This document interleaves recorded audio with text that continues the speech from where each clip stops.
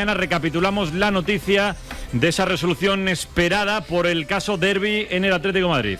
Sí, se cumple lo esperado, es decir, que se cierre parcialmente el Metropolitano, concretamente en la parte baja del Fondo Sur. Son 3 partidos que para mí es noticia. Se hablaba de que podían ser 2, creo que es un número importante de partidos, 3. Evidentemente cabe recurso durante 10 días al comité de apelación. 3 partidos cerrada la grada baja del Fondo Sur del Metropolitano, del sector 127 al sector 133. Una multa económica de 45.000 euros por la comisión de las infracciones muy graves, dice la resolución del comité, y me quedo con una parte de esta resolución que ya tenemos en nuestro poder y que hemos leído tranquilamente. Dice que es importante decir que aunque la acción de una parte nada representativa de los aficionados del Atlético de Madrid no es lo que representa a todo el club, no se adoptaron desde el equipo rojiblanco las medidas suficientes para prevenir unos incidentes tan graves en la propia acción multitudinaria, y un resultado, o cuanto menos que las medidas que se adoptaron no fueron las idóneas para un partido de especial rivalidad. Y luego dice que es verdad que el Atlético de Madrid en las alegaciones se refiere a que han identificado a alguna persona y que lo han puesto en contacto de la policía, y que eso, aunque está muy bien, se hace a posteriori, que no han sido medidas preventivas. Así que leyendo la resolución, competición y el comité da una pequeña nota al Atlético de Madrid de que no hizo lo suficiente en la previa para que se pudieran evitar incidentes como este. Por tanto, en esa resolución de alguna forma hacia la conducta del Atlético de Madrid en la previa, de cara a ser previsor con lo que pudiera pasar. Y tal, a Pedro, como queráis hacerlo. Claro, hay dos cuestiones. Una que creo que se puede resolver ya, y la otra tendrá que comunicarlo el Atlético de Madrid de forma oficial. La primera es a cuánta gente afecta ese cierre parcial, entendiendo que son 6 sectores de ese Fondo Sur, aproximado, no se puede saber el número exacto, pero para que la gente se haga una idea, y si el Atlético de Madrid va a recurrir o no la resolución, que es la madre del cordero. ¿Cómo está el asunto, chicos? Mira, ahora te dice Pedro lo del aforo, que más o menos se va a ver afectado, pero una noticia que puede contar la cadena SER, y es que ahora mismo hay un enfado muy grande en el Atlético de Madrid, porque el comité de competición ha filtrado primero a los medios de comunicación antes que comunicarle de forma oficial al club la sanción. Es decir, el Atlético de Madrid se ha enterado por nosotros, por los medios, de la sanción de 3 partidos a la zona baja del Fondo Sur. Por lo tanto, eso por un lado. Muy enfadados en el Atlético de Madrid porque entienden que esto nunca es así y que primero se habla con los clubes antes de comentar los medios de comunicación. Y luego acaban de recibirla, la tienen que estudiar. Como decía Meana, hay mucha documentación y hay que leerla bien, pero entiendo, y eso es una percepción hablando con gente del club, que se va a recurrir. ¿Y por qué se va a recurrir? Porque le afecta, como tú decías, a toda la parte de abajo del Fondo Sur, y allí hay mucha gente, en la zona de los córners, la zona de otras zonas de la gran animación, que nada tiene que ver con esa zona central donde está el frente, donde están los radicales del Atlético de Madrid, y que entiende el club que si identificas a todos los que tiraron los mecheros y se comportaron mal, no se debe castigar a esa gente. Pero ya te digo, no es oficial, Dani, porque hace apenas 5 o 10 minutos, cuando nos poníamos nosotros en comunicación con ellos, se habían enterado por los medios y todavía no tenían la resolución oficial por parte del comité de competición. Y el total de afectados son 5.000, que es toda la grada al completo, toda la grada de animación al completo, 100%, todos los sectores. Por tanto, la capacidad de esa grada, teniendo en cuenta que hay una franja que no se vendió porque es la franja de baja visibilidad detrás de la parte central, son 5.000 aficionados los que se ven afectados, y que bueno, ahora ya, como bien te decía Talavera, van a estudiar los servicios jurídicos toda la documentación, y a partir de ahí esa decisión. A mí me parece, Antón, que no hay casos que sean comparables, y lo tengo que decir por delante. Tenemos alguna referencia más mediática, como por ejemplo el caso de Mestalla, con los insultos graves de carácter racista a Vinicius, que fueron 5 partidos.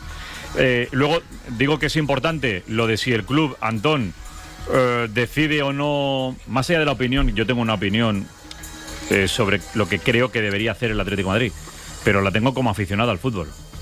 Entonces, esta noche lo hablaremos en el larguero, ¿no? Sobre si debe presentar recurso o no. Pero cuando los clubes presentan recurso, en muchos casos, Antón, hay rebaja de los partidos. Por ejemplo, en el caso de Valencia pasó de 5 a 3 en la primera criba. apelación te puede atender. Le pasó al Atlético de Madrid cuando el insulto racista a Nico Williams en el Metropolitano. Y apelación atendió el recurso del Atlético de Madrid. Claro que te puede ocurrir. Yo sí entiendo el malestar de cualquier club cuando le sancionan, pero creo que ayer los oyentes de Carrusel escucharon una crónica que se acerca mucho a la resolución. Es decir, no hay ninguna sorpresa. Es una multa económica normal en estos casos y un cierre parcial de una grada, que es lo mínimo que se puede hacer cuando un partido queda interrumpido por el lanzamiento de objetos, se avisa por megafonía y eso no termina. Había una serie de complementos que beneficiaban al Atlético de Madrid. Los objetos que se han lanzado son objetos que se pueden meter en un estadio, o sea, no hubo ningún tipo de problema de que se colara una barra de hierro y la lanzaran al campo. Un mechero tú lo puedes meter en un campo de fútbol. Cuando el árbitro paró el partido, después no se lanzaron más objetos. Eso no es para que le den el Nobel de la Paz al Atlético de Madrid, pero oye, es un punto importante. No continuó y por tanto no había agravantes. Me parece que es una resolución lógica según competición, y habitualmente los clubes suelen recurrir cuando le ponen 3 partidos. Bueno, el Atlético también. Bueno, hay diferentes formas de interpretarlo. Lo primero, la información de Talavera respecto al Atlético de Madrid siempre es fetén. Del 100%, lo digo porque al final se cumple. Esto es una evidencia. Hombre, que lo sepamos ante los medios de comunicación entra dentro de una labor periodística. De hecho, el Atlético de Madrid tiene periodistas y sería una cuestión de que espabilen y lo sepan a la misma vez que los medios de comunicación. Esa información de Talavera va a misa y es una primera reacción. Una de las vertientes podría ser que el Atlético de Madrid pueda utilizar esos 3 partidos para depurar responsabilidades y para, con más calma, seguir colaborando con la policía, y algo que no se puede creer nadie, se identifica más gente y no solo a un tío de 18 años que afortunadamente el Atlético de Madrid ya ha echado y no va a volver a entrar nunca en su santa vida al Metropolitano. Luego está lo de no justos y pecadores. Luego está aquellos que opinamos también que cuando tú estás cerca de posibles delincuentes o gente que se sobrepasa o gente que es capaz de agredir a una persona con lo que tenga a mano, o gente que, por ejemplo, alguno lleva una navaja, otro tal, pues hombre, quizá de alguna forma estás participando de lo que luego puede llegar a pasar. Y quizá no es el mejor lugar para vivir el fútbol. Hay diferentes vertientes de un mismo asunto. Esto será cuestión, primera reacción la sirve Talavera en Carrusel Deportivo, se lo agradecemos, enfado en el Atlético de Madrid, porque antes de darlo a conocer al club, entiende que había una filtración a los medios de comunicación. Si me permites, Garrido, pero eso es labor periodística, ocurre con todas las noticias. Pero como Carrusel es una familia, no quiero yo quitarme mérito, que me gusta ser reportero, sí, pero dicho, hoy no hemos tenido acceso a una filtración.